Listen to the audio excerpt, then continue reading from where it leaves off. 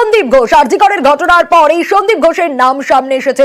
দুর্নীতির অভিযোগে এই সন্দীপ ঘোষকে গ্রেপ্তার করা হয়, সিবিআই তদন্ত করে, এখন ইডি। আর ইডি তদন্তে আরো চাপে সন্দীপ ঘোষ। আরজিকর দুর্নীতির টাকা হাফিস, একাধিক সংস্থা খুলে টাকা সরানোর অভিযোগ। ইডি তদন্তে আরো চাপে সন্দীপ ঘোষ। কিভাবে টাকা সরাতেন তিনি, আরো বিস্তারিত জানবো অমিতের কাছ থেকে। অমিত, একাধিক সংস্থা খুলেছিলেন সন্দীপ ঘোষ, টাকা সরাতেন, কিভাবে এই টাকাগুলো এদিক ওদিক করতেন তিনি?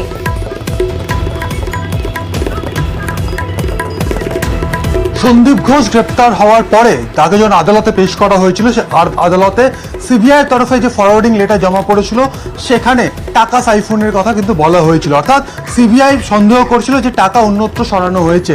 এবার সিবিআই এর এফআইআর এর ভিত্তিতে ইডি ইসিআইআর করে তদন্তে নামে গত শুক্রবার তল্লাশি অভিযান চালানো হয়েছে বেশ কিছু জায়গায়। সন্দীপ ঘোষের বাড়ি সহ সন্দীপ ঘোষের অত্যন্ত ঘনিষ্ঠ বেশ কয়েকজন ব্যবসায়ী, যার মধ্যে স্বপন সাহা রয়েছে, কুণাল রায় রয়েছে, এরকম ব্যবসায়ীদের বাড়িতে অভিযান চালানো হয় এবং সন্দীপ ঘোষের অত্যন্ত নিকট আত্মীয়ের বাড়িতে অভিযান চালানো হয়েছে। সেখান থেকে যে সমস্ত নথি বাজেয়াপ্ত করা হয়েছে ইডির তরফে, সেখানে 8 থেকে 10টি কোম্পানির কিন্তু হদিশ পাওয়া যাচ্ছে, যে সমস্ত কোম্পানিগুলো খোলা হয়েছিল মূলত এই আরজিকর দুর্নীতির টাকা হাফিজ বা অন্যত্র সরিয়ে ফেলার জন্য বা উদ্দেশ্য নিয়ে, এমনটাই মনে করছেন ইডি আধিকারিকরা। কারণ বিগত যে কটা দুর্নীতি তদন্ত করছে ইডি, সেখানে প্রতিটি ক্ষেত্রে মোডাস অপারেন্ডি দেখা যাচ্ছে যে দুর্নীতির টাকা বিভিন্নভাবে কোম্পানি খুলে বিভিন্ন জায়গায় সরানো হয়েছে।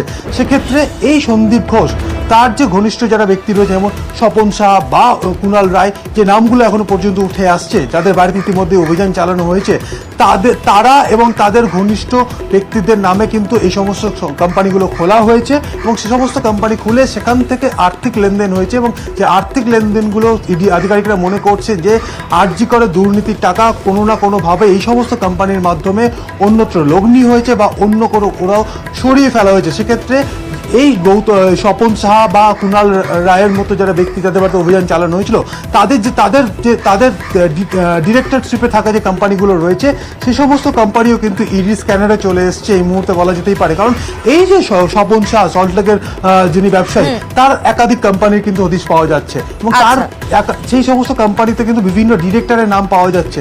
সেই সমস্ত ডিরেক্টরের মধ্যে কারা সন্দীপের ঘনিষ্ঠ বা সন্দীপের নিকট আত্মীয়ের নামেও কিন্তু একাধিক কোম্পানি খোলা হয়েছিল।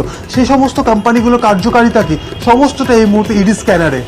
বেশ অমিত, এখনো পর্যন্ত শুক্রবার পর্যন্ত তল্লাশিতে প্রায় 10টি সংস্থার হদিশ পেয়েছে ইডি।